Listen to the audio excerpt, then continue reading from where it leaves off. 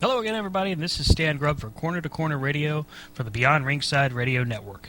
Join us every Thursday night at 11 p.m. Eastern Standard Time with myself, Rob Hefner, and Brian Taylor as we bring you our thoughts and feelings on the world of professional wrestling and everything in between. As my good friend Rob would say, from corner to corner and pillar to post, we bring it to you every week. We look forward to seeing you. Thanks again for listening to the Beyond Ringside Radio Network.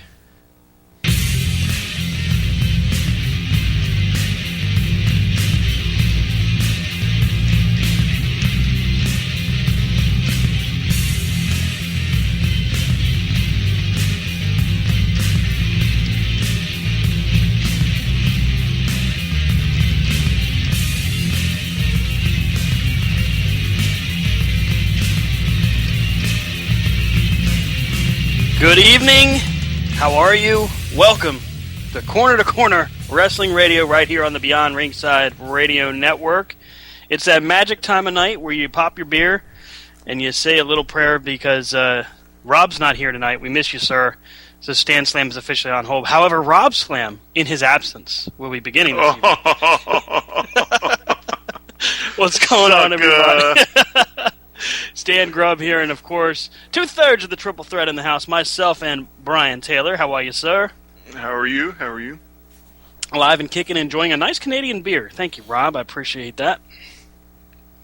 And joining us, as always, the one, the only, the Magic City Motormouth himself, Fast Eddie Lane. What's going on, buddy? With Stan Slam being on hold this evening, that means I cannot say that Stan, of course, having the pertinent relevance to Grado being in the Victoria's Secret catalog this year. Wow. Damn. Gotcha. So you can't say it, but you already said it. I can't say it. But you just said it. No, I didn't. You did. But... Damn it. Drink.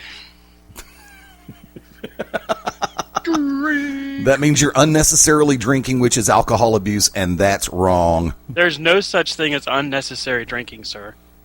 You take that back right now. Oh, that's right. I'm sorry. You've been married before, too. I now pronounce you patron and bartender. A match made in heaven. Amen. Tipping is appreciated. So tonight we did have scheduled. I got to open up and just let everybody know. Unfortunately, Mr. Del Wilkes, the Patriot, will not be with us this evening. He has fallen ill. We do hope he feels better soon. We have rescheduled for next weekend, next Sunday night at 9:30. He will be joining us. So I apologize to all of you who have been waiting with bated breath, but we will be interviewing him next weekend. Del, I hope you feel better soon, sir. It's an eventful week, as always, in the world of professional wrestling, starting with, I can't even believe this is news, but somehow it happened today. One, Apollo Crews in the news today. His Twitter account was, I guess you could say, not hacked, but thoroughly reviewed by some of our favorite Twitter fans who decided that they were going to repost stuff from 2011, 2012, including some tweets about, well, how does one put this delicately? I really don't know. He posted some stuff about Biggie Langston. He posted some other information about people that post on their Instagram only their workout photos, said he'd be unfollowing them because he doesn't care about their CrossFit. I read these tweets, Brian. I sent them over to you so you could see what people were talking about. I don't really understand the issue, but apparently it was so bad he's gotten so much feedback from WWE that he essentially deleted every single tweet on his account. Well, I mean, I didn't see no harm, no foul in them tweets. The only thing I could maybe think of is 2K got upset from when he was talking about playing the basketball game or whatever. Yeah, but it was 2011. 2011 was a horrible year for sports anyway, so whatever. Well, yeah, but it's still their game. You know, you never know. They could have been like, well, let's call Vince. So I don't know. I don't understand how that crap happens, but you should watch what you do. They come back and get you. It's proof that when you make comments on the internet, regardless of what they're about and when, it's a public forum, so people can always find them. They can always track them down. I mean, look what happened to Hogan. His video was released to the public when it shouldn't have been, and then it's all known history from there. I feel bad for Apollo because his star is so quickly on the rise that this is just unnecessary heat for him. I'll give you that. However, I guess it made somebody mad, and he's going to have to answer for that. I will point out, though, and here's the issue I have the most with this. Somebody took it upon themselves to create a tweet from WWE's Twitter account. In other words, they claimed they were quoting or retweeting it, but in reality they typed it up themselves, where WWE was suspending Apollo Crews for 30 days. I mean, listen, I get it. You want to be funny and get your attention. I'm sure Mom's Basement is comfortable for you, and maybe, when you're finished licking the window, you can step away and join the rest of the world. But the problem with this is that you're now creating a negative vibe for a guy that really didn't do anything wrong. I mean, at the strongest of the language that he puts out there, and that's probably the biggest issue that I could see, some of the language he had in his tweets, the only problem that happens from that is for him.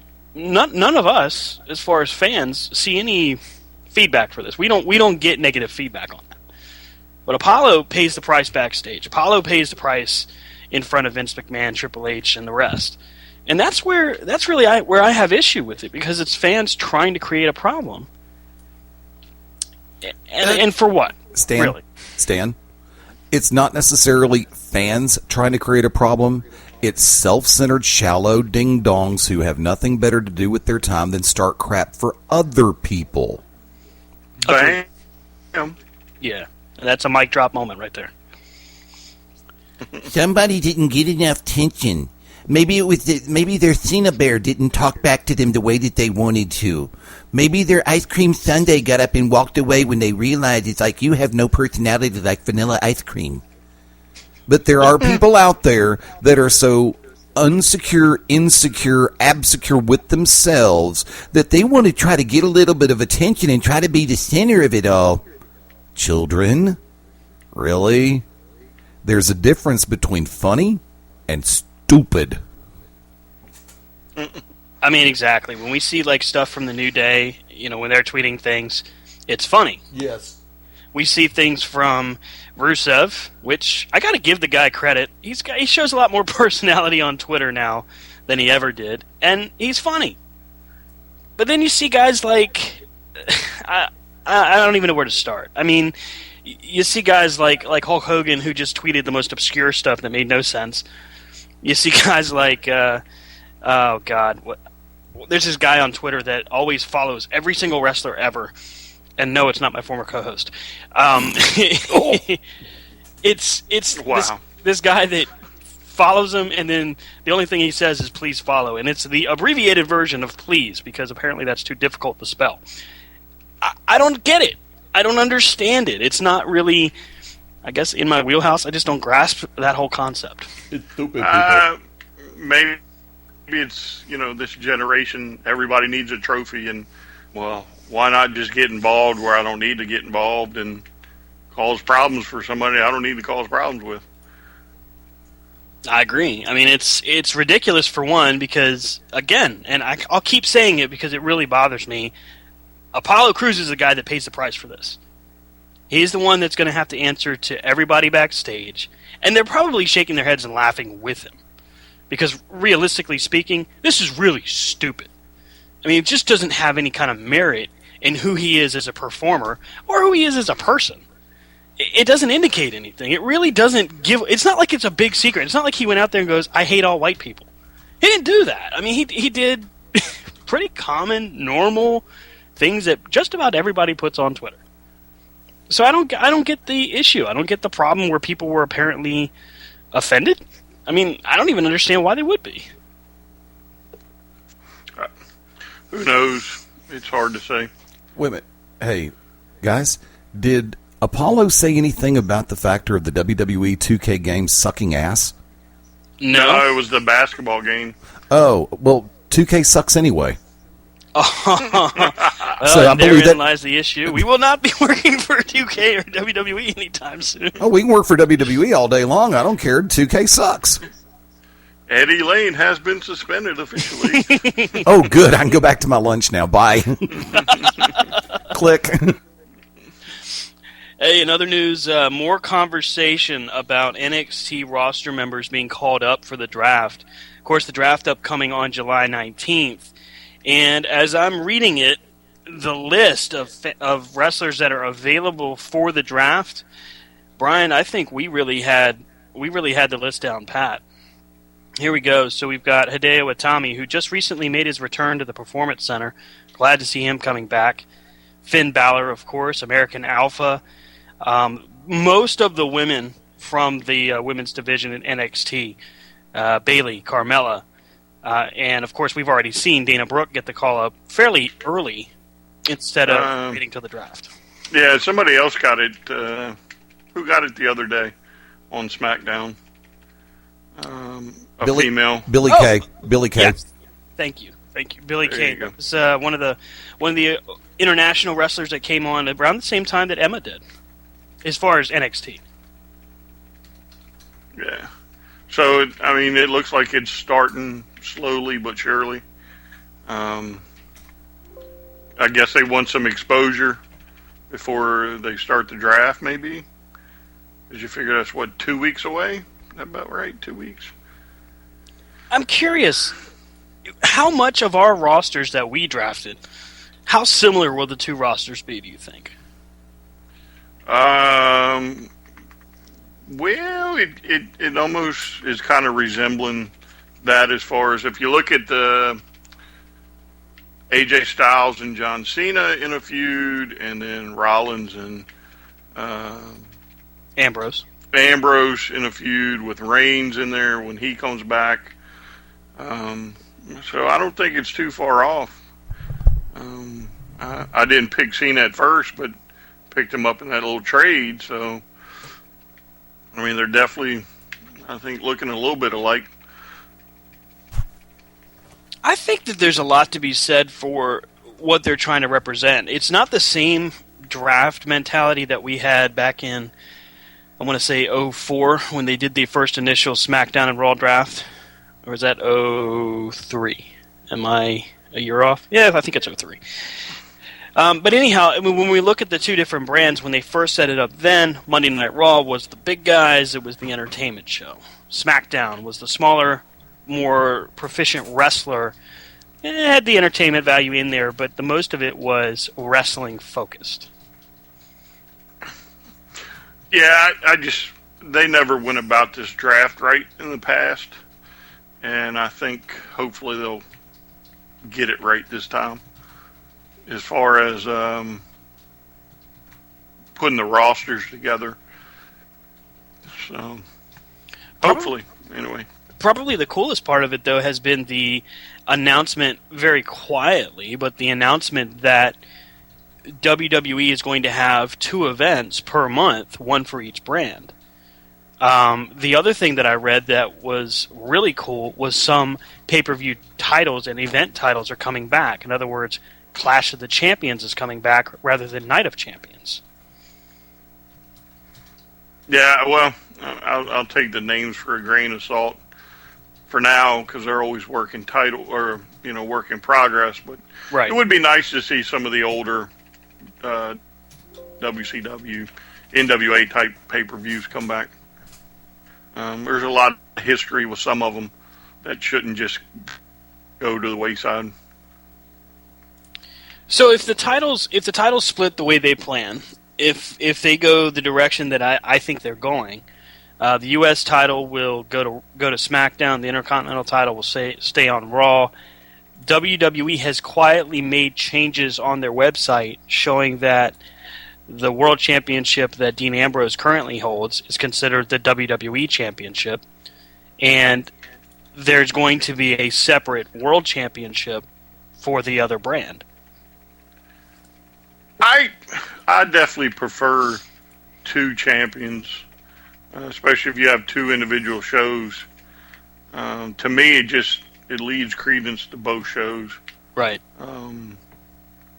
If they want somebody to cross over, say they wanted Cena to cross over, then, maybe you could do like New Japan or something, come up with a never open type title, or even a TV title.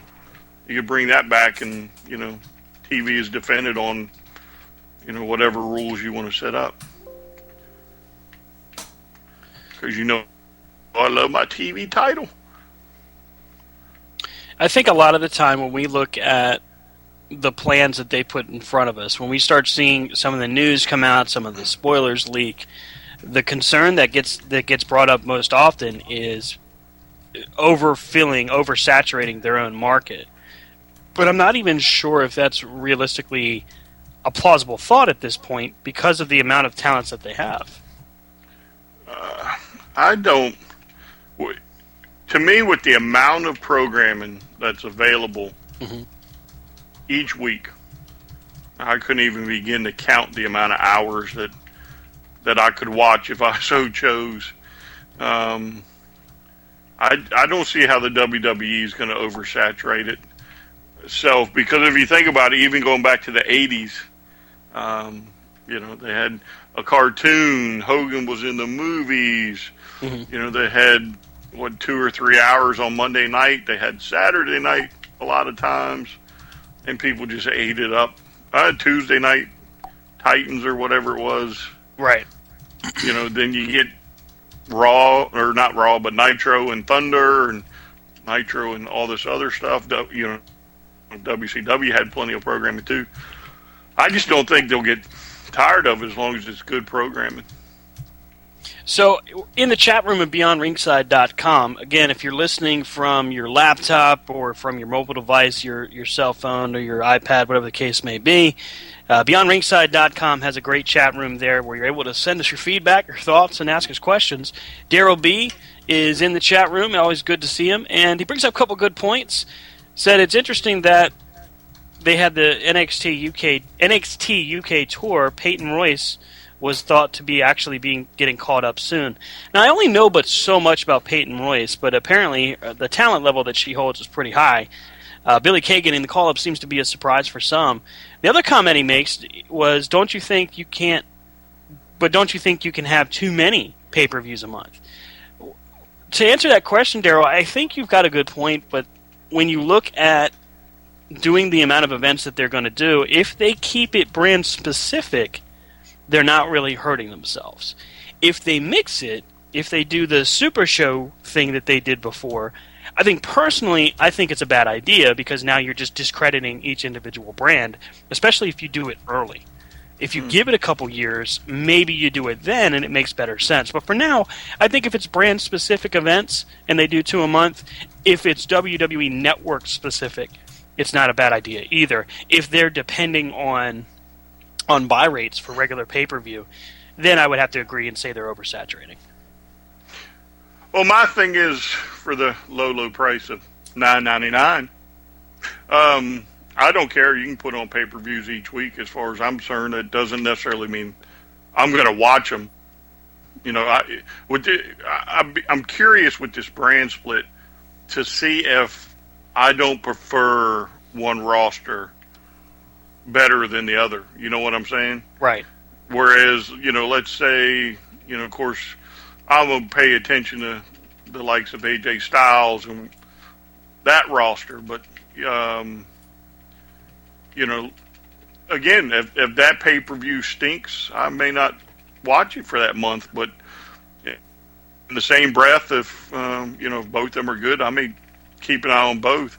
There are plenty of ways for me to find out results as opposed to me sitting down for 3 hours and, watching a pay-per-view. If to me, it's not what I'm looking for.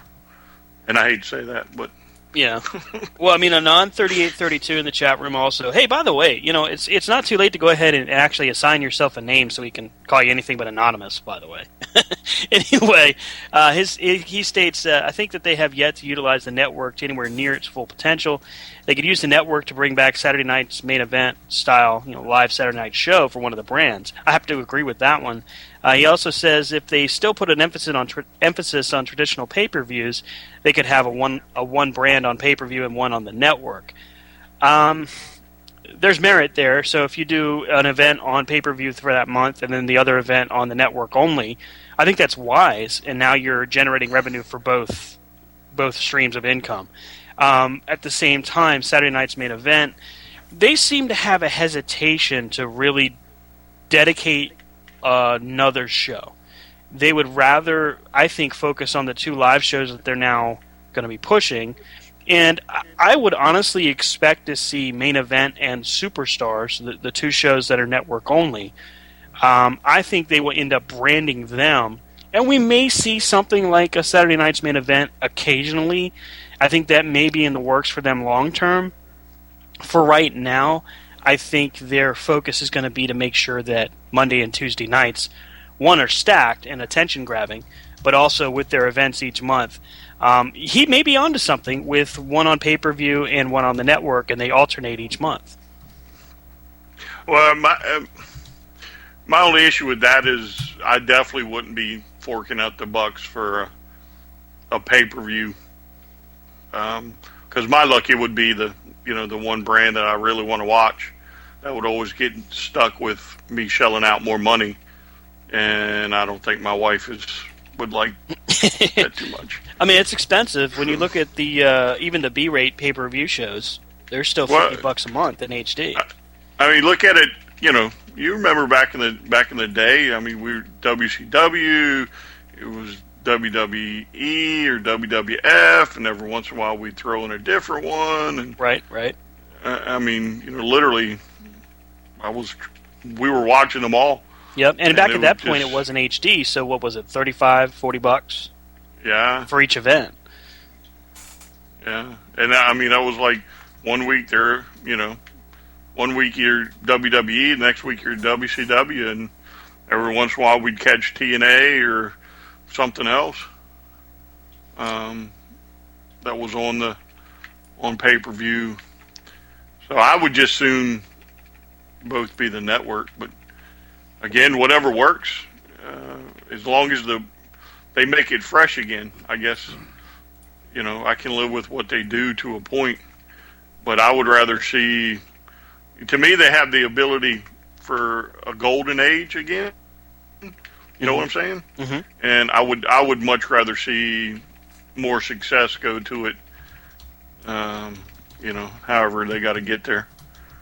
I mean, I think the focus for them right now is predominantly to get the 2 brands established. You have Raw, it's established, but once you separate the brands again, you have to reestablish it. You have to create a presence for it, just the same as you're going to have to do for SmackDown. So I think that their focus is going to be on those 2 shows, and then as they branch out, as we get 3 to 4 months down the line, another quarter under their belt, we'll see what their plan really unfolds to be. Right.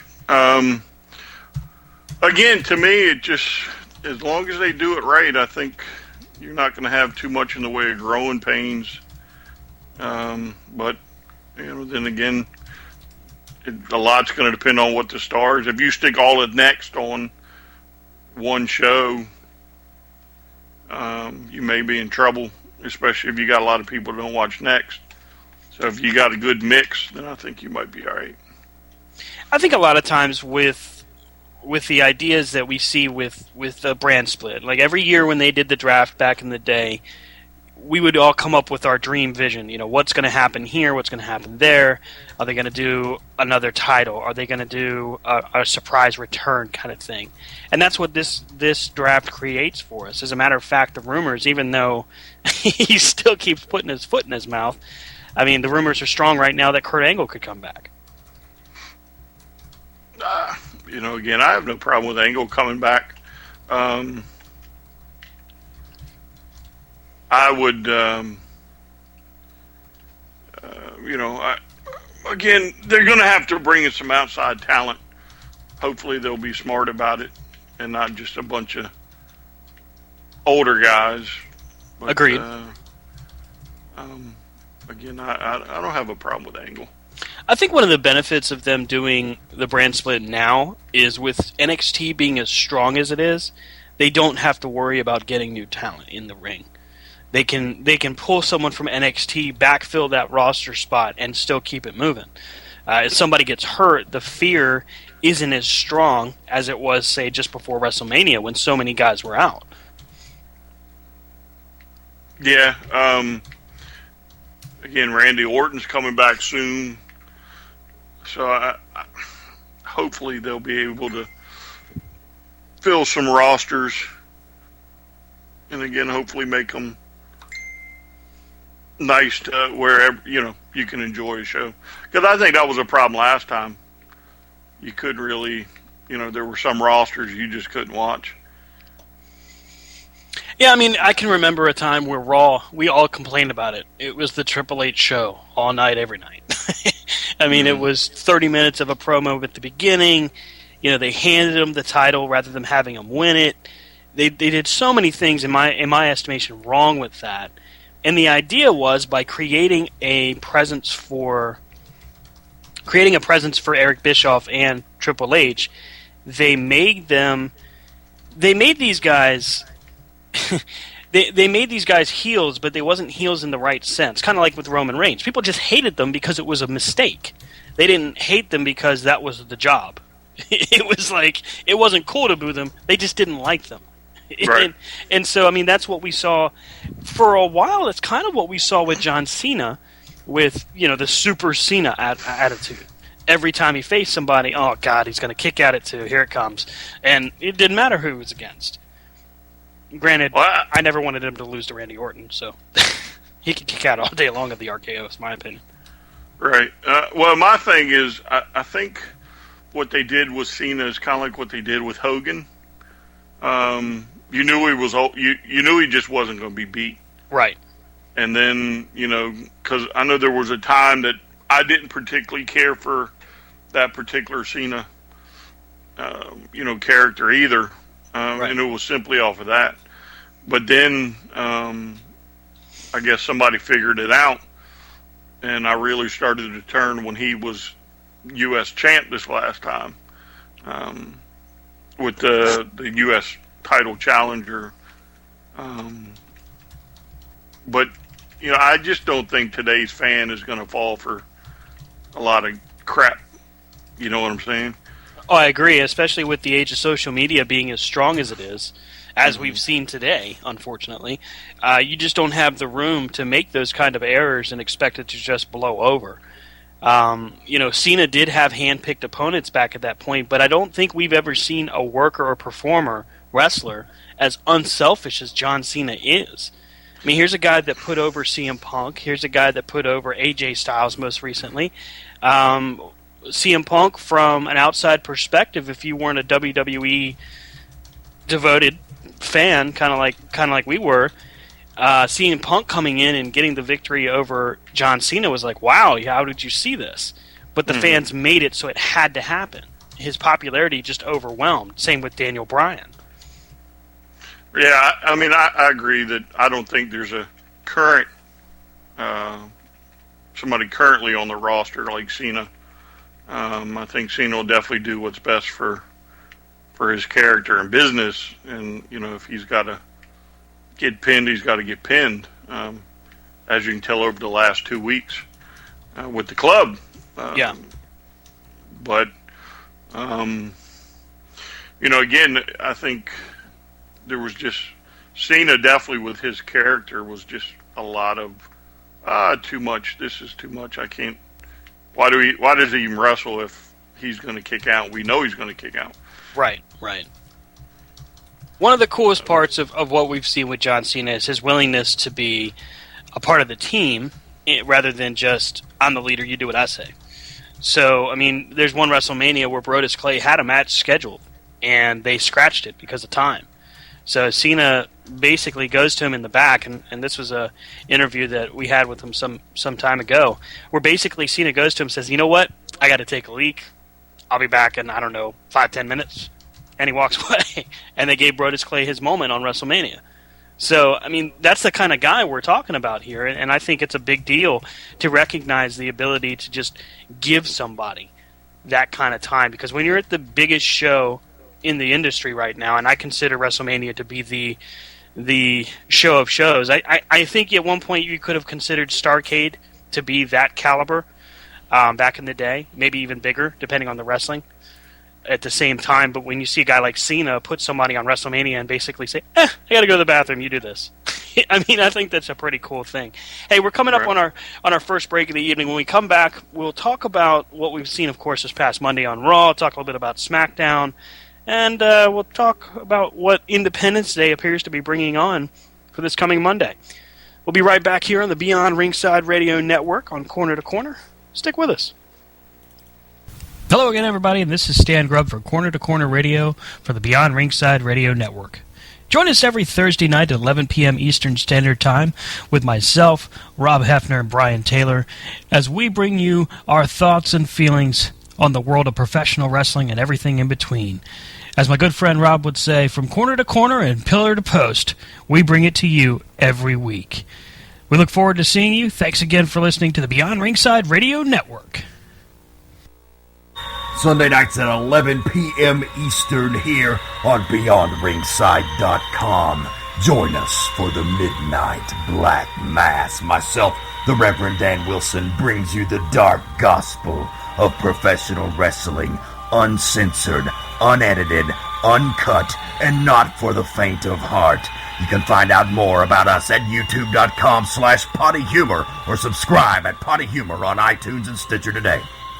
The To Be Determined Show live Wednesday nights, 9 Central Standard Time. Join myself, the Oracle of Ominous, the Wicked Nemesis, the Grand Design, Clyde Braddock, and the Magic City Monroe, Fast Eddie Lane, as we take you to the edge of uncensored. Yes, we go uncensored, so make sure you have your earmuffs.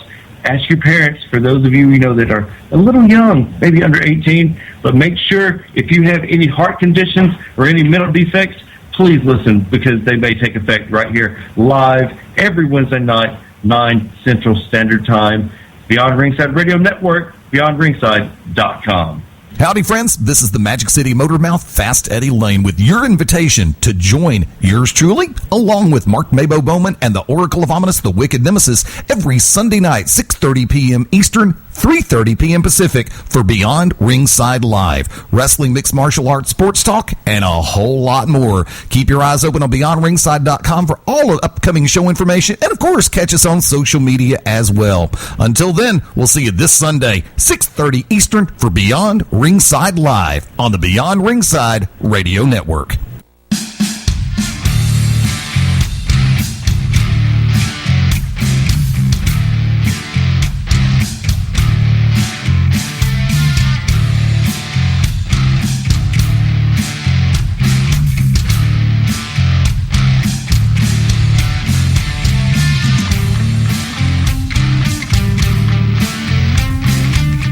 Hey, welcome back, everybody.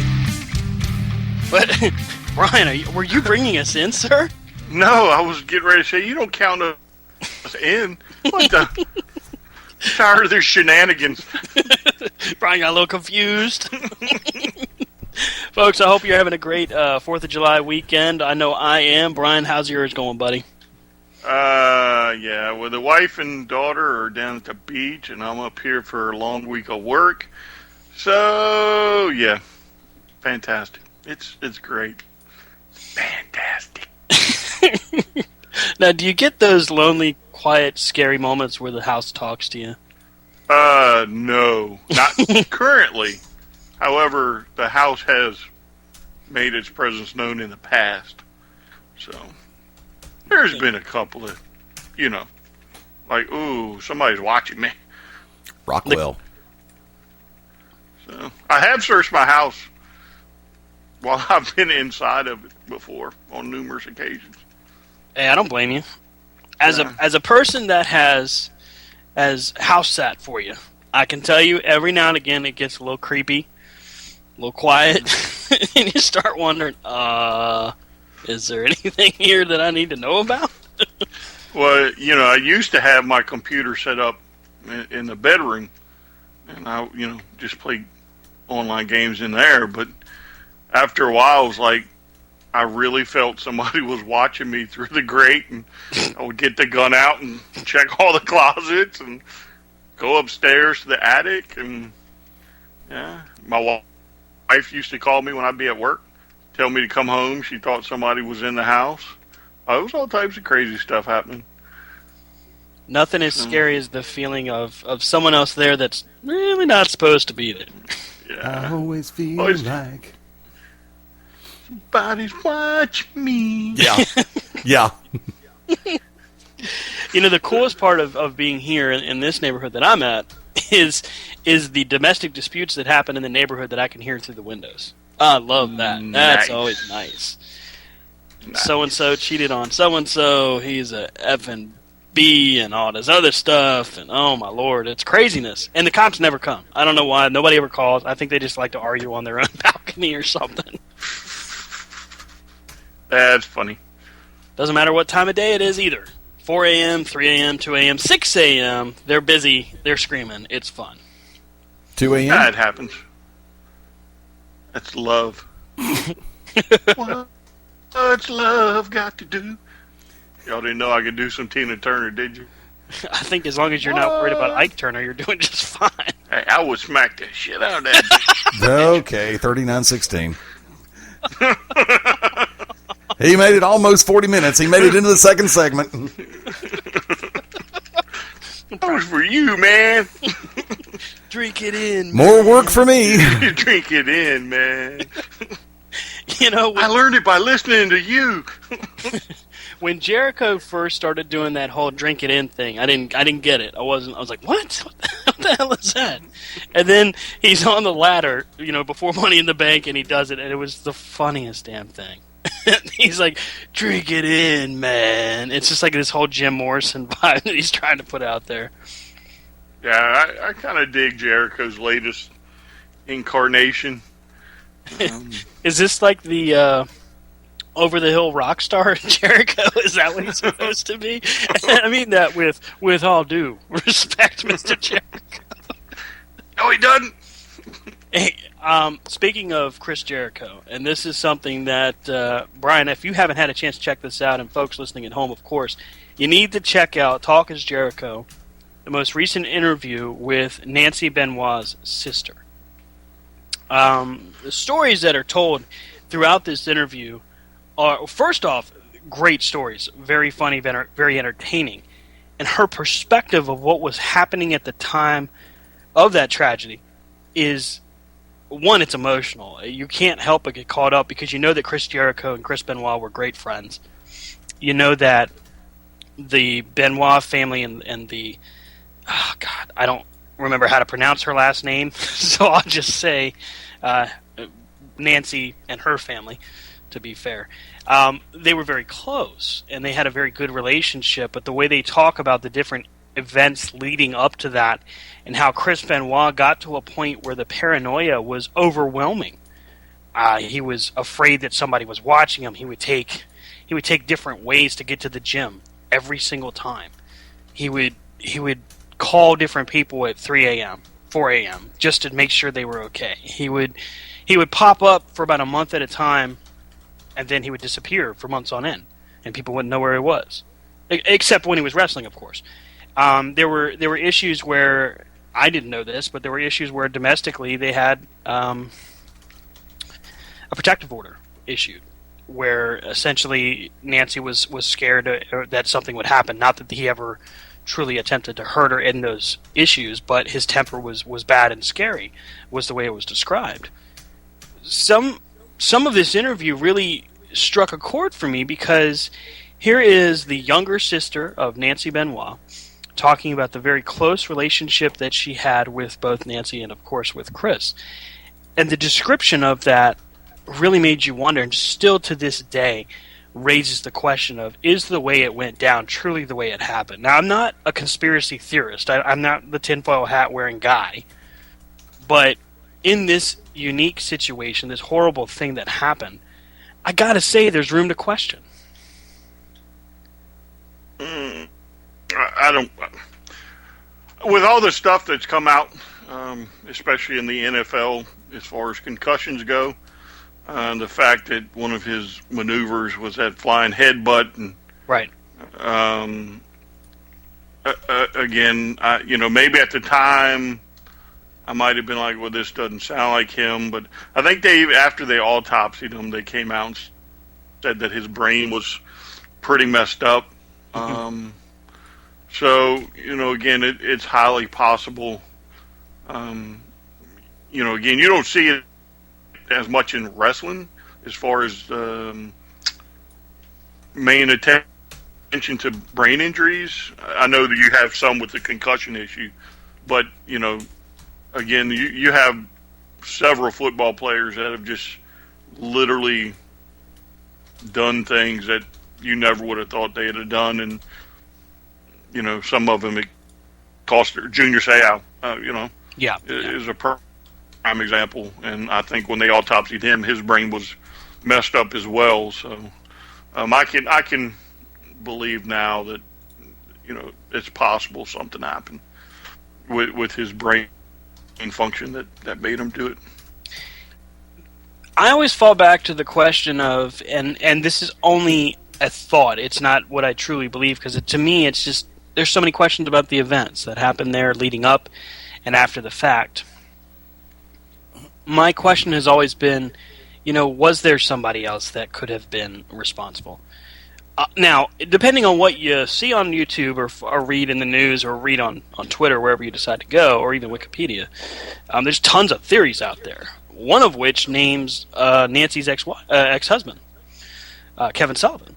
Now, they did have a huge, very real feud, both backstage and on screen, Chris Benoit and Kevin Sullivan. And it was so extreme to the point where when the news... I want to word this right. When news broke backstage that Chris Benoit had been seeing Nancy, there was a confrontation backstage between Kevin and Benoit where they were fighting legit off screen, where Nancy has taken the kids and shuffled them off, and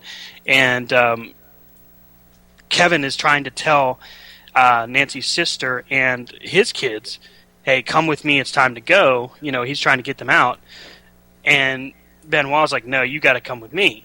Well, Benoit apparently has Nancy call, and in the midst of all of this, it raises the question, and again, it's only a question, could someone like Kevin Sullivan been responsible? And it's a touchy situation because Brian is absolutely right. With the research that's happened with concussions, and I can say from personal experience that concussions can mess you up. And in some ways that last the rest of your life. And we've seen it with Junior Seau. We've seen it, of course, with Chris Benoit. We've seen it with a lot of professional wrestlers. The movie The Wrestler was very telling about different injuries and different things that happen as far as your health. But the question remains, because it's still out there, and it's probably conspiracy theory. I don't know that it's necessarily truth. But could someone else have been involved? I don't. I'll stick with the official theory, I think, for me. Oh, it's definitely a slippery slope, because if you delve too deep into the conversation and go, well, what if so-and-so did this with that and that? Well, now you're just feeding into it. You're not necessarily looking for facts. You're just saying, well, it could have happened this way. Just like, the JFK assassination and all these other things that happened at the time. All right, I'm not going to delve any deeper, Brian. Thank you. No. This is where Brian's looking out for me right here. Yes, because I do think there are plenty of conspiracy theories out there that probably didn't happen the official way. Right. And I'm a firm believer that if you poke the bear too much, you may get on somebody's radar that you shouldn't be on. So, well, and therein lies the question. Plenty of times. and therein lies the question: if that was a legitimate issue, and I think the theory's out there, but again, it still remains a theory. But if that was legitimate, you would think after all of this time, there would have been some evidence that popped up. Something. A fingerprint, a phone call, a voice message, a text message, whatever. Something that would have indicated there was reason to truly believe that it didn't quite happen the way they described in the police reports. So, again, all of these are just simply questions. They're not really even legitimate theories anymore because evidence-wise, there's nothing that indicates it didn't happen the way that they went down or that it was reported. Yeah. That's a tough topic. I every time I've ever talked about Benoit and that incident, you always have questions, and I think the fan in us wants to believe that Chris Benoit wasn't capable of such a horrible thing, because nobody wants to think that somebody they look up to, respect, and maybe even idolize as a hero would be capable of such an awful act. But the reality is, that's just not the way the world works. Some people are just very quietly under the radar bad, and they do something bad, whether it's a chemical imbalance from concussions or they just were hiding it really well. You never know. And then something happens like this, and the world is set on its ear. The wrestling world, of course, because as we saw wrestling-wise, bringing it kind of back around, Vince McMahon was essentially going to be written off television. He was done. They did the explosion of the limousine, and that was supposed to be his last part of being on screen. Of course, everything comes to light. They find out the truth of what happened with Benoit and his family, and he's forced to, there again, break kayfabe, break through on the fourth wall, and he's on television. They do their first night, they do the tribute, and then after the evidence is brought to light and they find out how much worse it really was, they essentially had to do... They didn't have any other choice, I don't think. After you become a publicly traded company, you lose the right to cover things up in such a regard. So they had to basically disavow any knowledge of him.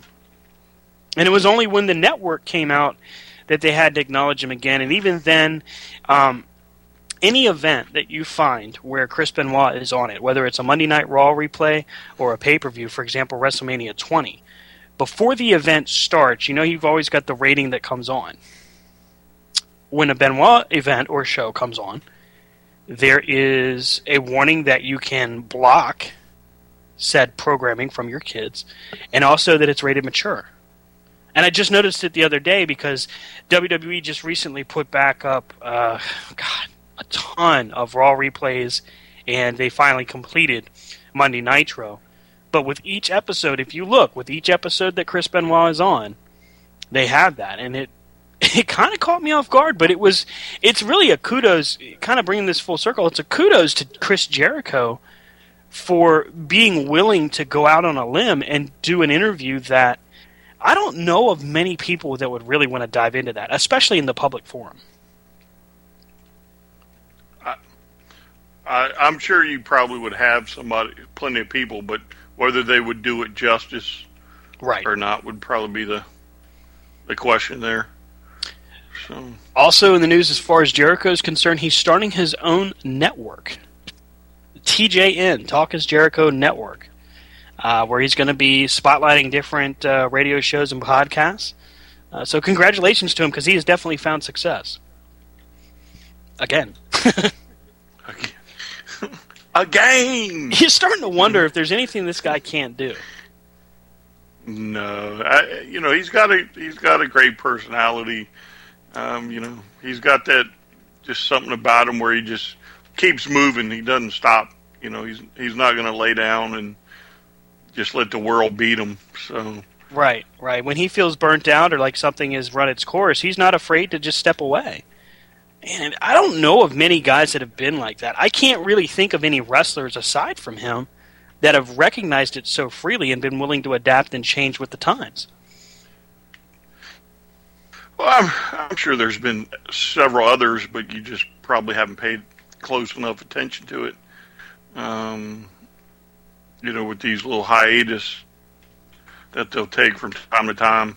I'm sure some of them were just simply, hey, I need a break, and I need you to give it to me type things. And they honored it. Whereas Jericho, when he steps away, he's got a band, He's got something else to do. So that's in the public also, so you never really lose sight of them.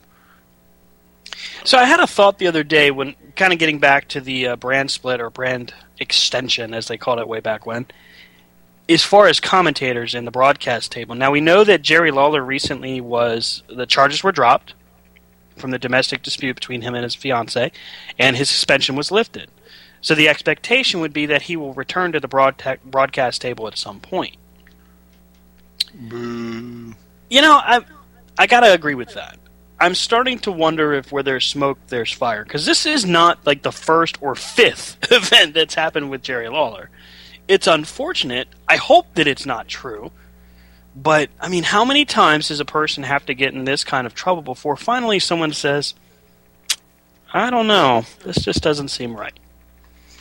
Well, I guess they're trying to give him the benefit of the doubt or whatever. But to me, he was great. Times gone by when you could scream puppies and get away with it, and we all thought it was funny. But now the female talent is a whole lot more than what it used to be, as far as ring talent and speaking ability, and I think they got more invested in it now than in the past. To me, he's just passe. And the whole thing a couple weeks ago where he was talking about something about they needed a heel announcer, so he was going to be the heel announcer. Well, no, that's an old, antiquated way of thinking. You don't need a heel announcer, to call matches. You just need somebody that can call matches. Again, I just don't think Lawler needs to be in front of an announcer's table right now. Getting back to the broadcast table in general, it's a pipe dream from my perspective, but is it possible we could see a guy like Taz return to the broadcast booth for WWE? I wouldn't mind Taz, but, again, has he shot himself in the foot with when he was in TNA and taking some of them cheap shots, or would they allow him to come back? Maybe Taz would be better as a general manager. Sometimes he could be a little overbearing, I guess, as a commentator. Yeah. I guess if that makes sense. Well, I think he had certain partners that were able to kind of reel him in. When he worked with JR, when he worked with Michael Cole, they were able to reel him in and bring him back to the topic and keep him on point. Whereas when you had guys like Mike Tenay, you couldn't control him at all, and really couldn't keep him focused. Josh Matthews, I'm going to say this, and I probably shouldn't, but I'm going to say it anyway. I think Josh Matthews is a mark for himself. I think when he hears himself on the air, he's like, oh my God, I can't believe I'm on the air. It's like, dude, it's your job. Just do your job. But anyway, I think that there are certain guys that just can't keep him reeled in. And to a certain extent, every broadcaster has that. When you had Paulie Dangerously, you had Jim Ross and Gordon Soley. When you had Jesse Ventura, for example, you had Tony Schiavone, you had Jim Ross, you had even Gorilla Monsoon. You had people that could keep them in the fold or on the reservation, depending on your wording. Is the term you're looking for, you had a definite one chair and a definite two chair? Yeah, exactly. You had the color commentator and you had the broadcaster, the play-by-play.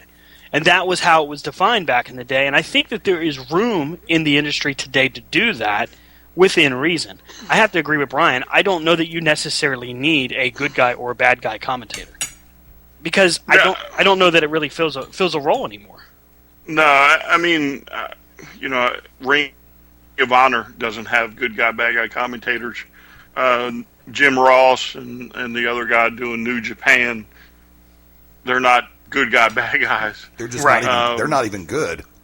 Oh, wow! Well, you got to give Jim Ross credit for working with what he's given. I thought Mauro Ranallo and what's the guy's name? Griffith? Is that his name? Damn it, I can't remember. Anyway, I thought they worked well together as a commentator team or as a broadcast team. But I think that when you get to a point, there are just certain guys that have a chemistry and they're able to keep each other moving forward instead of taking the focus away from the match. But then I think you have a guy like JBL who isn't necessarily bad, but he can't seem to keep it from not being about him. Same for, in a lesser extent, Byron Saxton, who they've made this I don't know. I don't know why they feel the need to do this to certain talent to make them the joke or the butt of the joke when they should be focusing on what's happening in the ring. Well, I think a lot of it goes back to some of these guys are just stuck in the past and the way they did things. Mm-hmm. Whereas, that's where a lot of this is coming from. Again, if you were to have, if Stacy Keibler were to make an appearance, I'd almost lay money that Lawler would scream, puppies. And, just think it was so cool when, again, that was something you did in the past that we thought it was cool during the Attitude Era, but we're past that. You have to get over it. You have to move on. Right, and one of the things that I hear especially in regional promotions and territories, with commentary that's happening while you're watching it, whether it's through Fight TV's app or Roku has an indie wrestling channel, which is excellent. When you're watching their matches and listening to the commentary, it is focused around what's happening in the ring. It's telling the story of what is happening in the ring with the characters, with the performers, and telling that story rather than making it about whatever inside joke is going on between the two guys. I mean, they poke fun from time to time, but it's predominantly it's focused on what's happening in front of them, not between them. And I think that when we see this, it does ask the question of, in the draft, as we see different teams maybe get split up, which I think is a horrible idea, or different broadcasters change shows, which is a good idea. Could we see a guy like Joey Styles come back and sit down and call the show, call the action? Okay, Eddie says no. Basically, Joey Styles said it himself on Twitter. The only show he would be interested in calling would be NXT. Which is exactly where I'd love to hear him.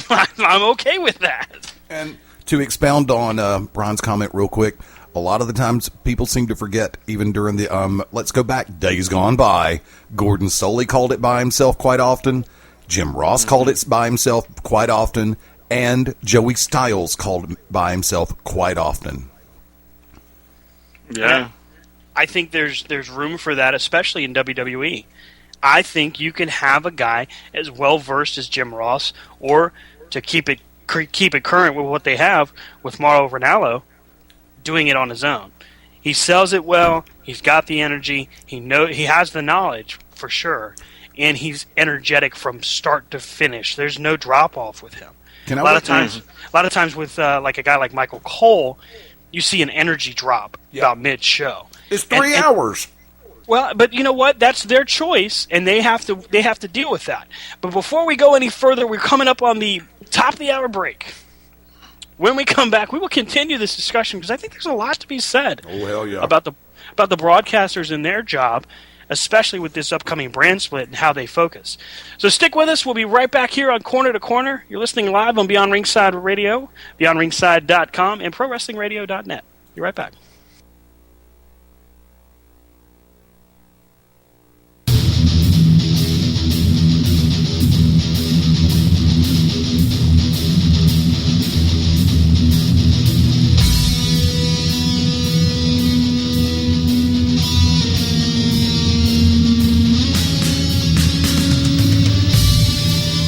I'm all confused and hopped up on Mountain Dew right now. I don't know what the hell just happened. Thank you, Barbarino. Corner to corner. Hey, so confused. Thank you, John Travolta.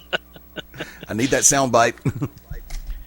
Folks, I hope you're having an awesome Independence Day weekend. I know we are. It's been an eventful time, of course, talking about the brand extension, talking about Apollo Crews, talking about, off the air just a moment ago, we were talking about the CW Seed. If you haven't had a chance to check this out, it's a pretty cool app that's available through smart TVs and Roku, where I've discovered, comic book nerds that we are, Justice League Doom, Justice League Crisis on Two Earths, Constantine, Birds of Prey. If you're a comic fan, you need to check this app out. There are some cool shows on here. Can't wait to check this out. Whew, man. And Daryl, to answer your question, I believe that Josh Matthews does sound like Kermit the Frog, but I believe that I do not sound like Kermit the Frog. Thank you very much. No, he sounds like Rolf. Oh, see? Why? Really? If you've got your beer. And by the same Well, I token, do. and by the same token, there are times when Brian sounds like Animal. Which animal? Animal. Like Road Warrior Animal or? Animal. That's not true. I'm not buying that one. Drum. He just knows soda. You can't do that. Actually, if you acknowledge it, that's not no selling, Stan. Fine. See, this is why I'm a fan and you're the professional. Do me a favor. Let me expound on something that you brought up during the announcers segment a minute ago. Absolutely. Coming from the announcers table, the art form in play that seems to be lost on the national scene. First off, three-man announce teams have a tendency to be the biggest cluster you-know-what. When you have three individuals, one, the grizzled vet, JBL, one who continues to understand that you don't always have to push yourself, Michael Cole, and one who's just fighting for a little bit of airtime so he doesn't just have to sit there and look like a Christmas tree ornament on the 4th of July, Byron Saxton. And then the fact of the matter stands, a true professional wrestling two-man team, you have the neutral or face-ish lead, and you have a heel color commentator who knows how to put over the heels that are currently in the ring, win, lose, or draw, and denigrate the baby faces without making them look bad. Let's try that one again. That know how to put down the baby faces without genuinely denigrating them. There, that's what I meant to say. WWE continues to want to be sports entertainment. The key word here is wannabe. Mauro Ranallo does a great, however you pronounce it, does a great job in the one chair. I think he will continue to flourish as long as Vince stays out of his freaking ear. The biggest problem that we have is Vince will change things for the announcers away from the run sheet. I am a big fan of announcers having a run sheet, but not the definitive run sheet. Because at the wrong place, at the wrong time, when you change something, it throws off the timing. Look, at Global, I work with Wicked Nemesis, I work with Josh O'Hagan, I work with Dan Sawyer. In Peach State, I work with David Pierce, and occasionally with Shane Knowles. I've had EC3 sit in with me before, Total Protection, Mr. Hughes, and a number of other people.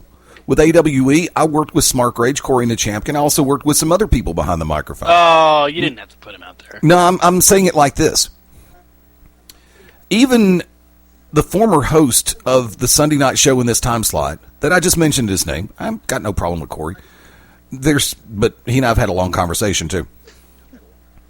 The fact of the matter stands, the first time that he actually joined me on commentary, to the surprise of absolutely no one in God's creation, he spent more time trying to put over his own personal Twitter character than he actually did trying to put over what was going on in the ring. Too bad I don't have my dun dun dun sound effect right there, or I would actually play it, but big surprise there. But as time went on, he learned. It doesn't fail for people to realize the first time that they're behind the microphone, ooh, I get a chance to put myself over. Ooh, I'm good. It doesn't matter who you are. Everybody has that tendency to want to put themselves over. The first time, the first year behind the microphone. Well, guess what? It don't work. Because fans 6 to 600 realize when you're doing nothing more than trying to put yourself over. It's like, dude, quit talking about yourself and talk about the damn match, Beavis. It's that simple. Commentators in wrestling, just like they do in boxing, just like they do in mixed martial arts, it doesn't matter. Football, baseball, basketball. Commentators who take the time to learn, understand, and know what is happening in the ring, who the characters are, even if you've never seen them before. You can say something positive, even if you're a heel. The fact stands, you come across like a professional when you handle the subject like a professional. Talk about yourself, it ain't gonna last long. Talk about what's happening and build up the match and build the show. That's what people remember about you. And that's my side of the coin. Wow. That was poignant. The coin. And topical. You would know about topical, wouldn't you? only the creams that don't irritate. That's funny. So here's a question for you. Yeah. Keeping with the broadcast teams, tell me, who is your favorite broadcast team? Brian, we'll start with you. My favorite? Yes, sir. Oh, lordy. I'm kind of partial to Schiavone and Crockett back in the day. Gordon Soley was great too. I like the older guys.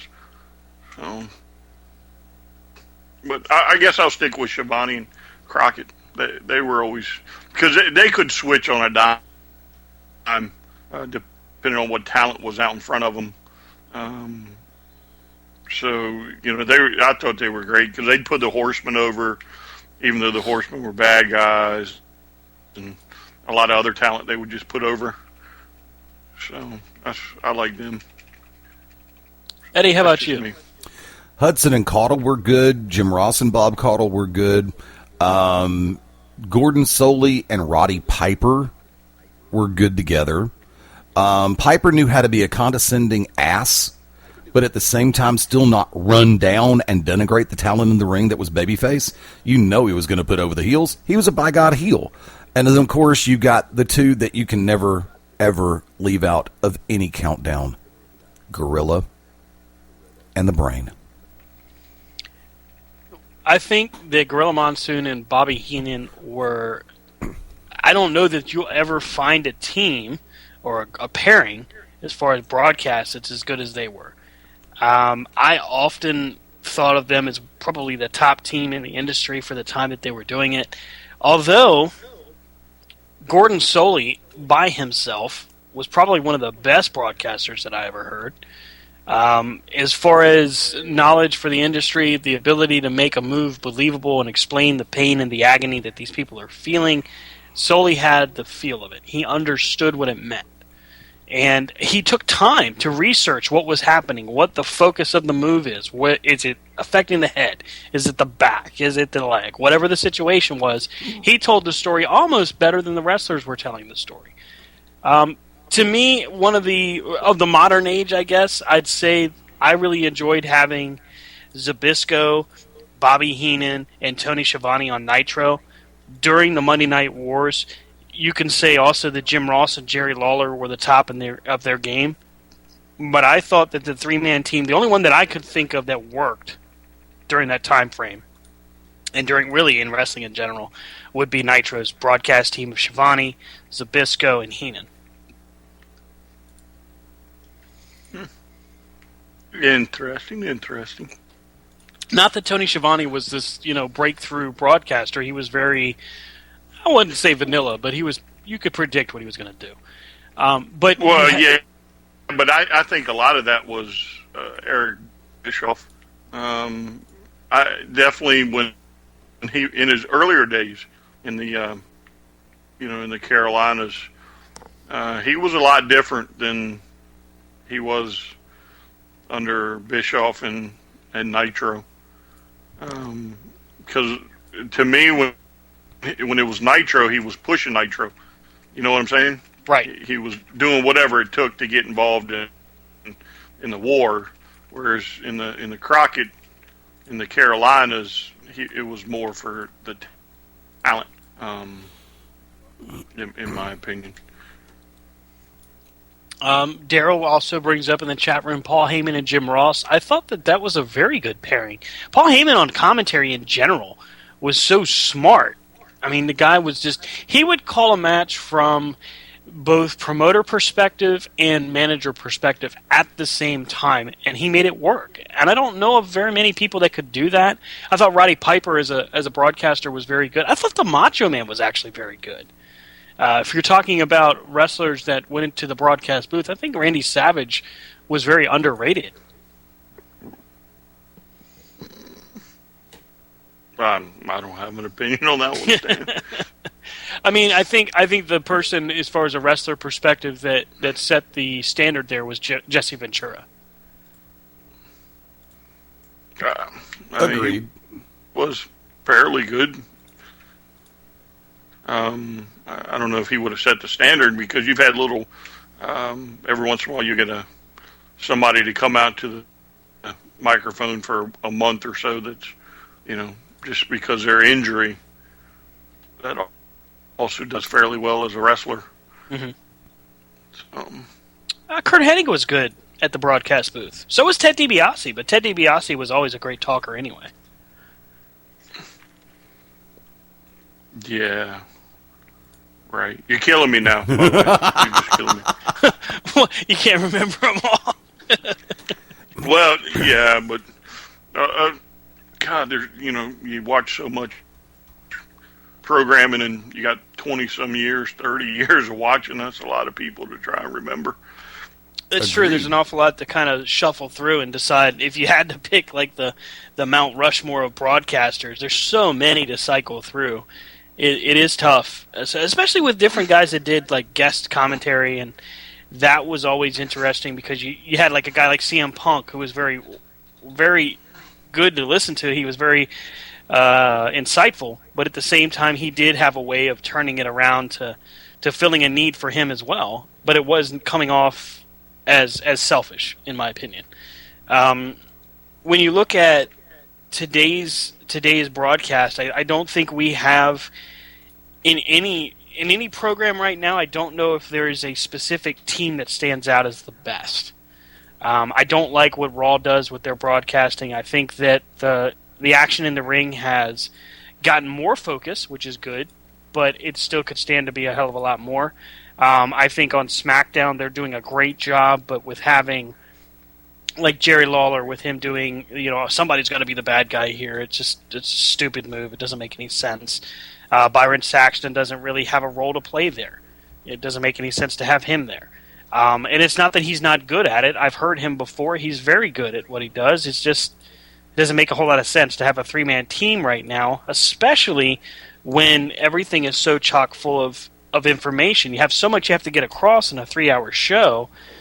Every single match is almost overloaded with people talking, and they don't have to be. I'll give you that. As far as, some people are just talking to hear themselves talk. But, again, that's what they think they know right now, and hopefully they'll figure it out soon enough. So kind of sticking with the broadcasters idea here, on Twitter, yet another Twitter controversy that happens. This week, Bobby Heenan apparently makes his debut in Twitter, only to find out a few days later that it was not Bobby Heenan. And the remarks from various people on Twitter was insulting, surprising, and pretty funny. But it does beg the question of why would somebody want to play the role of someone else? Why can't you just be yourself? And I mean, I understand there's you want the attention. I get that. But it's just like, why would you want to pretend to be somebody else? You're going to get found out. And ultimately, there again, it happened. He got found out and summarily dismissed from Twitter. You want to take that one first, Brian? No, Stan's beating it up. I'll let Stan keep beating it up. Stan, you're killing me, Stan. I'm just trying to make sure the horse is dead. That's all I'm saying. I have a gun. Yeah, the horse is dead. I have a gun. Unless Eddie's going to confess to it. That would be funny. Was it you? What, me? No, I have too much respect for Bobby Heenan to pull that kind of crap. Plus, I mean, it's just, I don't know, just speaking ill of somebody that unfortunately is in a position where most likely he's not going to have the time or the health, unfortunately, to be on social media. We kind of move on from that because I have to agree that's a dead horse. I think we've given it about as much time as we possibly can. Sorry, guys. Here's some more information that's been cycling its way. Apparently, Stop. Stop. What's that? I'm going to have to hijack this show for just a minute. Do so. I've been quiet long enough. Okay?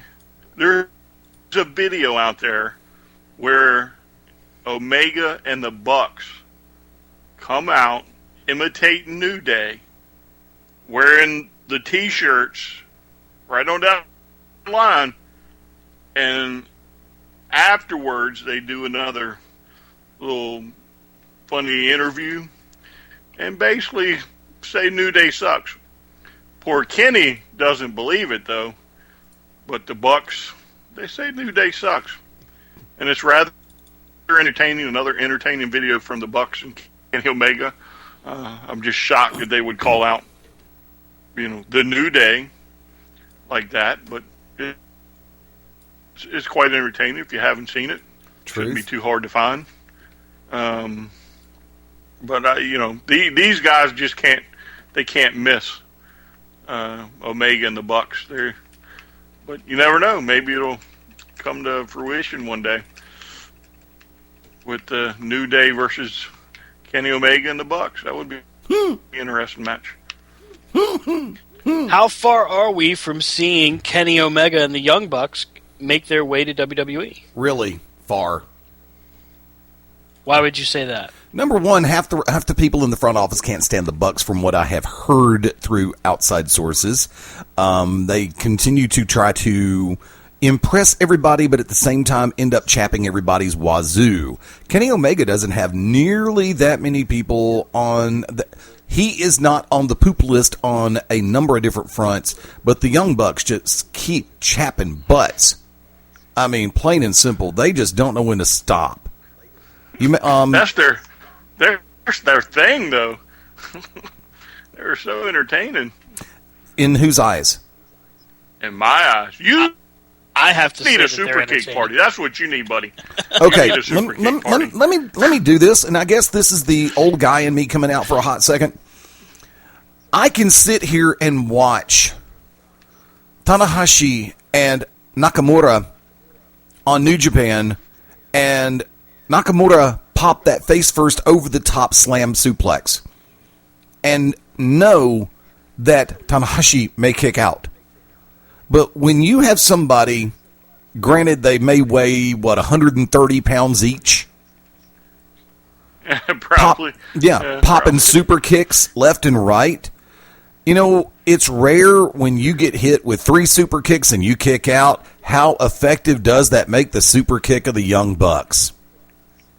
If I may. Sure. Super kick! Super kick! Okay, super kick you in the head. I'm sorry. I liked the Young Bucks. Please don't get me wrong. I liked them when they were in TNA. I liked them before they went to TNA. I like them with the Bullet Club. I like them with Green Eggs and Ham. Yes, I like them Sam I Am. I don't give a flying rat's ass. But when it comes down to it, ass, hashtag hell damn ass. Hashtag, got close there for a second. I was thinking he might do it. Hashtag hell damn ass. I don't give a flying rat's ass about how many times they can try to put themselves over. They play to the cameras, they break the fourth wall, they make a mockery out of the presentation of professional wrestling and sports entertainment. Yes, I just said that. And no, I'm not going to include John Cena breaking the fourth wall as he's talking to Mitch the cameraman holding up his little towel. I almost said Pinky. Hey, for the record, every other wrestler that tries to do that gets in trouble. Don't talk to the camera, they tell them. No, don't break the fourth wall. That's the old Shakespearean methodology in play. Remember, there is a fourth wall. You can lay out a dialogue, and that's fine. But unless it's targeted to be narrated to the audience, don't talk to the audience. Say your lines. Big difference. No, like I said, I hear stories from people that I know and that I rely on. Not rely on, but I respect their opinion. And the Bucks just can't seem to shut up. Here's the thing when you talk about the Young Bucks, and there's a lot of people on both sides of that conversation. Daryl in the chat room, as a matter of fact, says, I don't see the big deal with the Young Bucks. And there are a lot of people that would agree. The thing that I notice about them is they continue to get attention. And the reason they continue to get attention is there's something that they're doing, both positive and negative, that keeps people talking about them. Now, in a different time, that would be considered a good move. With what they're doing right now, I would agree with Eddie that some of the things they've done, both backstage at events and also on camera, have really set off those in the know and those in the higher stages. The thing is, though, they continue to put themselves in front of the screen for everyone to see. They continue to get exposure. No one has shut them down yet. And therein lies the rub. With the Young Bucks, because no one has shut them down, that's why the conversation is still there. And they've even posted photos of them shaking hands with those at backstage at NXT. Herein lies the question. If NXT were to have the Young Bucks debut, and I don't think they're very far off at all from signing them, but the caveat for that is they would be only on NXT. They wouldn't get the call up to the main roster out of spite because of some of the guys up at the top, namely Kevin Dunn and Vince McMahon, who, from my opinion, don't like them. I don't know how much Vince wouldn't like them. I think Vince is smart enough to maybe use them to make some money off of them, especially now. Because, in my opinion, they are pretty hot. They generate their own heat. They put on some decent matches, even though they're a little unorthodox with 50 super kicks maybe. But I think that's just their thing. Could be worse. They could hit the Meltzer driver all the time, or something like that. And you said that word. Hollering for it, and I know. That's why I said it. Seeing if Eddie pays attention. I'll give you that for a moment, though, because when you talk about the Observer guy, here's the thing: he's been especially active on Twitter recently, going back and forth with different fans, and this is where I have the biggest issue with this guy. Because first off, let's just be real. What news story has he broken since the screw job? The answer to that question for those at home, none. There hasn't been a news story that Dave Meltzer has broken since 1997. That's a long, dry spell. You said the name again. I know, but I have to recognize it for what it is. And if you look at it in the context, it's fitting. He hasn't broken a news story, a legitimate news story, in so long that my question is, how does he have credibility? But that same thing can be said for a lot of guys. Look at Wade Keller. Look at Jason Powell. These are guys that we see in the forefront as far as news sheets or wrestling newsletters. How do these guys stay in the public eye when the reality is they haven't broken a story in so long that they're not even really considered inside anymore? At least not from my perspective. Well, speaking of news, I'm gonna go with Eddie. We're gonna cut this one off real quick. Okay. We're not gonna give them no more time a day. Fair enough. There is footage of Nakamura though getting the win over Owens in the Hawaii show on YouTube. Nice. Not the whole match. I haven't seen the whole match, but you got the entrance, and then somebody was kind enough to put the finisher over there, and it looked like it could have been probably a pretty decent match. Owens attacks him at the beginning when he goes to do that rope hang or whatever you want to call it. Mm-hmm. So, but I guess Nakamura gets the big win, which to me is a little shocking that you would put over a next talent like that. Well, I mean, if you've been paying attention, Nakamura hasn't seen a loss or even a threat of a loss since his debut. Well, that's what I was going to ask you the other night because I don't recall one. He also beat Bobby Roode overseas. I think it was Roode's debut match. I was a little shocked at that. I thought Roode might have gotten the win on that one, but he beat Roode. He's got an impressive record going right now. It's interesting that Bobby Roode has debuted off camera, but has Bobby Roode been on NXT aside from the walkthrough backstage and some of the other events that we've seen? Again, I don't think I would be shocked to see him on TV. I think he'll be held to the brand split. It'll be just his way of getting acclimated and to the way the WWE does things, and this way they can keep him off TV. Because I honestly don't think that Bobby Roode's not going to be called up for the brand split. I would agree with you on that. I don't necessarily think he needs what some would call the WWE style ingrained in him. I think he's able to keep pace with anybody he's in the ring with. I wouldn't necessarily say that he's on the same level as an AJ Styles, but he's certainly prepared for the main roster. Well, I think he can go with AJ Styles. Certainly, I agree.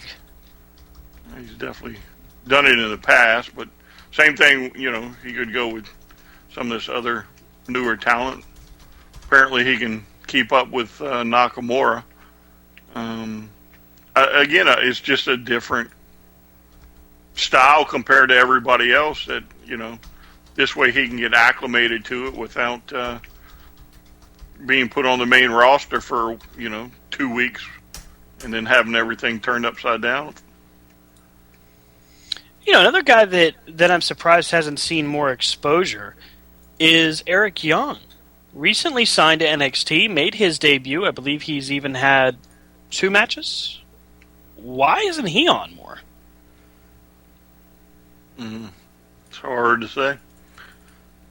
I wonder if perhaps he was signed to a trial deal, just to see what they were getting if they were to bring him on full time.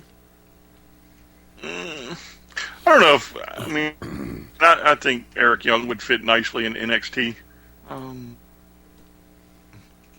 Especially with you losing, I think they're reporting now maybe 12 NXT wrestlers to go to the main roster. Well, I think Eric Young is certainly prepared and has the tools to be on the main roster. I think some in that inner circle of the folks that are booking those shows, I think some of them would feel that Eric Young is not able to go on to the main event. But here's another guy, much like Daniel Bryan, or Bryan Danielson, that the fans could literally force your hand. Yeah, I don't see, especially with NXT, where you're going to be brought on NXT and not be used somehow. Mm-hmm. So I think it's probably just a waiting game. Maybe the same with Bobby Roode.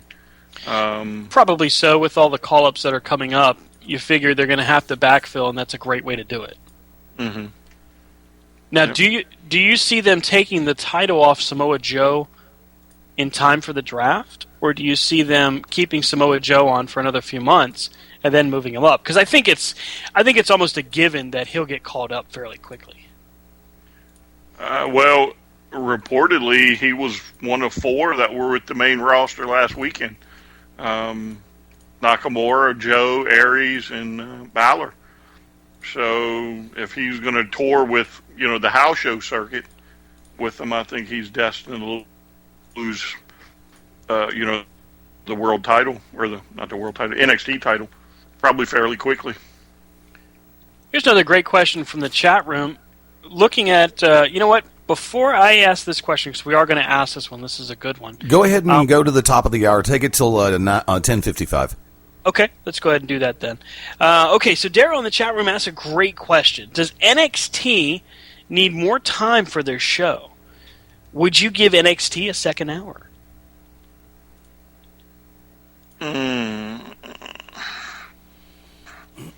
I don't know if I would. I think the product they put on screen is is pretty good, and it's going to leave you wanting more, which will get you to keep coming back and watching it. So I know, 2-3 hours are nice, but God, if you don't fill them properly, there's not a lot going on there. What if you, instead of giving him a full second hour, you gave him another half hour, did 90 minutes? Would that be the magic number, you think? I mean, because a lot of people are saying, okay, 3 hours is too much. 2 hours is perfect for what we're seeing on Raw and SmackDown, typically. 3 hours, again, too much, so now you go to a half hour to an hour, which NXT originally was a half hour, now we're at an hour. Would you give him 90 minutes? Would you put it at a 90-minute spot? I wouldn't, especially with if talent is getting called up, that means they're going to take the best of the best. So then you're going to go back to people that are still learning, still needing how to operate in the spotlight, and again, there may not be talent that's ready for TV. Whereas, they might be better to have the matches non-televised. Because, when it happens, there's more matches going on than what they show on the NXT show, I'm sure. But, again, it would suck being a new guy that is learning the craft and then being thrown on TV all the time before he actually has a chance to start honing it. That could be a little detrimental to the career, in my opinion. That's just me. Man, I don't have a problem with giving them more time, but the question does become, okay, now you give yourself another half hour, that's at least 2 more matches and one segment to fill in between.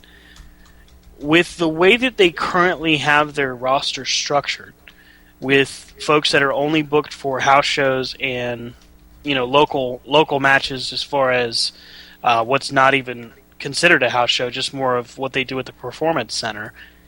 With what they're doing there, who do you start moving up through the ranks? Does a guy like, from Tough Enough, Patrick Clark, get the call up and get an opportunity to show what he can do? Or do you start putting more focus on some that have been televised every other week? And then now you run the risk of exposing some of their faults or flaws.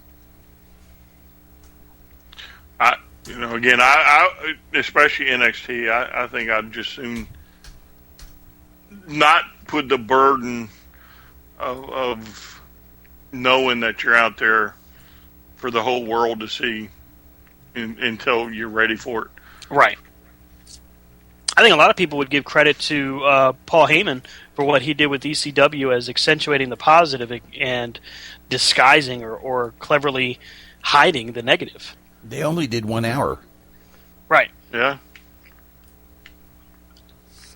And yet, with their hour of programming, they were the most talked about wrestling promotion at that time. I mean, it wasn't necessarily WWE and WCW at that point. ECW was what people talked about. You got to check this match out. Check this tape out. See what they're broadcasting on the internet. I mean, they were one of the first companies to air their matches live on the internet. So, I mean, a guy like Paul Heyman, kind of taking it back into WWE's extension, and he said publicly that he wouldn't necessarily want to do it, but I wonder if they would tap into the creative potential of a guy like Paul Heyman at this stage, since he's so much more mature than he was at that time when they did it the first time. Well, I'd be curious to know if he actually sits in to any of the creative meetings or not. That's just, it's totally foolish if you have a guy like Paul Heyman and you don't at least talk to him and run an idea by him from time to time. Given a little bit better finances, maybe a little bit better TV deal. Heyman very easily could have taken WCW apart as far as TV goes. And he wasn't that far from a new deal, getting away from TNN before it became Spike TV. I mean, what a lot of revisionists try to do with their history of ECW is disguise that or hide that, in fact. That ECW, the only reason ECW folded was that TV deal didn't happen in time. It was on the table. They had money coming to them from pay-per-view companies that was owed, but it just wasn't coming fast enough. Mm-hmm. Had these things happened, if they had just lasted another 6 months, ECW would have survived the Monday Night War, and in fact could have remained the number 2. Well, I think they ultimately would have knocked WCW down, and then I don't know if they would have had enough to top, to topple the WWE, but it would have been a very different Monday Night War. Had ECW been able to take out WCW, and you got to figure if Paul Heyman had been able to keep certain talent on the roster instead of letting them go to WCW, it would have been a completely different environment as well. The Benoits, the Guerreros, Malenko, if he could have gotten Steve Austin signed, running that gimmick, Mick Foley doing his thing, it could have been a completely different world as far as pro wrestling goes right now. Well, I mean, and of course you've got to look at Tajiri, Tanaka, mm-hmm. Mike Awesome. You had so many guys that were in the pipeline for ECW. They were that generation, that time frame's NXT. You had guys that would come in from the independents, and they would suddenly pop up and be instant stars. It was masterful in a lot of ways because he did it on such a low budget for such a long time. Mm-hmm. I mean, what a lot of people, I think, forget, and what a lot of today's newer fans forget, is that ECW started very simply out of a basement. And they grew from 93 to 97 exponentially. So there was a lot of room for growth that could have been considered going forward past 98 and 99 when they started having financial woes. When they got to TNN, they were already half in the bankruptcy door. Mm-hmm. All they needed was viewers' choice and some of the other pay-per-view companies to finally cut them the checks that they were owed.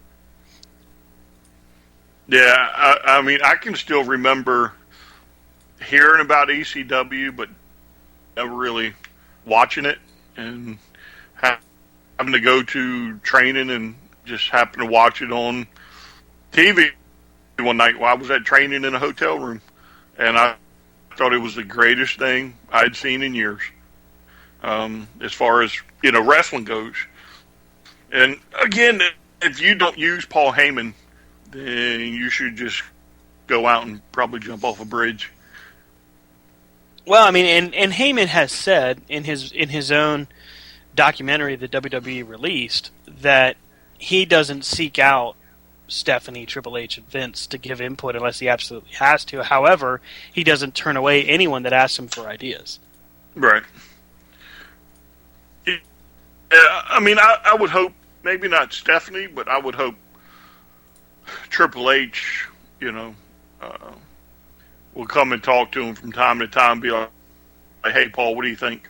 Can I bounce this off of you and you tell me if it's a good idea or not? To me, Paul Heyman's a rare talent, and he should be used. You should get him to pass knowledge and all that stuff down to the next generation, so you don't lose something like that to time. And so we've already got, this generation has its top promoters. You have Vince, of course. You have Triple H. You have Stephanie. And you can consider all three, I think, promoters in one way, shape, or form. You have Dixie Carter. You have Gabe Sapolsky. And you have Ring of Honor, which is Joe Koff and, help me out, Eddie, who's the other gentleman in charge? They still have Kerry Silken on as an ambassador, but Nigel McGuinness does run part of their. I think he's still part of the booking team behind the scenes. Right. So I mean, you have these promoters there, and Delirious. What's that? Delirious. Yes. So you have the brain trust there for your top companies that are cycling through. Is there another promoter out there that could fill that role? Because you're going to run out of them soon. Unfortunately, Vince is at a point where he's getting up there. He's going to pass away. I don't know the names of the gentlemen that run New Japan, but New Japan itself hasn't been around but for so long, as far as like the current incarnation with the IG or IWGP. IWGP. Whatever. Yeah. There you go. Yeah, I think they've only been existing 20 years, something like that I was reading. So they're still fairly young in the grand scheme of things, but yet, just like the WWE, they're starting to become a global force where you're getting their programming on TV, whereas you never would have seen it years ago. And that's really interesting to watch an international company and compare it to like the WWE. And, I think they can slug it out, not necessarily a Monday Night War, but I think they're in the mix too. Well, I think that there's a good working relationship between New Japan and WWE right now. I think WWE is trying, not necessarily desperately, but working hard to continue building partnerships with different companies throughout the world. Mm-hmm. We've seen with what they're doing with Evolve, and Sapolsky's got to be just high on the hog right now when you think about it, because the work he's done over time with Ring of Honor and now with Evolve and all of the other products that he's been involved with as well, he's seeing dividends come back to him that he probably never would have expected. Well, again, I think with like what New Japan has done with Ring of Honor, as far as doing these shows, combining talent, it doesn't hurt anybody anymore. This isn't like if you're Vince and you're holding a grudge against somebody from 30 years ago, it's time to just get over it. You always say you're going to do what's best for business and the fans come first. God, how cool, would it be again to see that Super Show? And you just wrestled in the Sumo Dome. There's videos of AJ Styles in the club that talk about what it was to go back to the Sumo Dome. And that's, a New Japan staple. Mm-hmm. And, again, it would be foolish for them not to be like, look, God, if Ring of Honor can do it, we can do it. And, maybe it's the ego that, oh, my guys are the best in the world and, whatever. But it's time to get over that and try something different. Eddie, where do you stand in all this? It would take way too long. So you're saying you got some thoughts. It would take way too long. I think that we haven't seen wrestling. I think to Brian's point about what he made earlier about being close to a golden age, we've not seen wrestling at this high of a threshold, I guess, in some time. I can't really think of a time where wrestling has been this close to breaking the mold again, the way it did during the Monday Night Wars. Aside from that, maybe 85 when WrestleMania happened. Well, I don't even know if I would say that was I guess when Hogan started, that would be one. Definitely the NWO, the Nitro War, the Monday Night Wars, whatever. Mm-hmm. But again, they're stupid. They're right on everybody becoming millionaires again, and it's just stupid that they don't try it. I want you to think about this. They were just at the Sumo Dome. How hard would it have been to go to New Japan and say, look, some of your guys got long-standing feuds against the club. I want y'all to do a run-in, and we're going to do it off camera, and we're just going to put on a 5-star match, and we're just going to get everybody salivating. And New Japan can say, nope, this is their house, and the WWE can go back and say, well, don't come over here. We'll give you the same, you'll get the same thing happening, if any of your guys show up. Oh, and yeah. have them show up on Ring of Honor. Have somebody do a run-in on Ring of Honor. And then, oh, wow, could you imagine that? The whole world erupted. I mean, if you were to see... The Sumo Dome would have gone nuclear. Oh, yeah. I mean, if you had seen Okada and Tanahashi run in and attack the club, the place would have exploded. Mm-hmm. There's no end to where you could have done with that, and can still do with that, by the way. It's certainly not out of the realm of possibility, and I think Triple H knows this. And you have to recognize who's going to be the guy, the incoming man in power, because he's certainly... What he's done and what he's doing is he's biding his time. He's allowing things to unfold. You haven't seen him on television on purpose because he's been focused on what has been happening with NXT and keeping that moving. But at the same time, he's going on to all these different locations and spots and making deals. We get a guy that's coming into the Cruiserweight Classic who brought the first wrestling school to Hong Kong. So you're seeing these talents come in, and it's not a coincidence anymore. So ultimately, to Brian's point, a Super Show doesn't seem out of the realm of possibility anymore. Whereas 5 years ago, 6 years ago, we would have said there's no way. Now it could very well happen. Yeah. I mean, again, you got the Bullet Club, and they're fighting in all three promotions. Right. It's foolish not to do something with it. And I think it's only a matter of time before the Bullet Club makes its presence felt in Lucha Underground. Nah. Well, I mean, you could even take, like, if you want to set the world on fire, have AJ versus Cena for whatever show title you want, SmackDown, Raw, whatever. And the only way that AJ gets the title is you get more members of the Bullet Club come running down, solidify the Bullet Club once again, but then, you don't have to use them other than that one night. Right. This is the type of show that I always love doing. Talking about the possibilities, because they're so endless right now. That's what makes wrestling so exciting, is because you run into these points where the options that are there are just amazing and limitless almost. Mm-hmm. Yeah. God, how cool it would have been. How cool it would have been.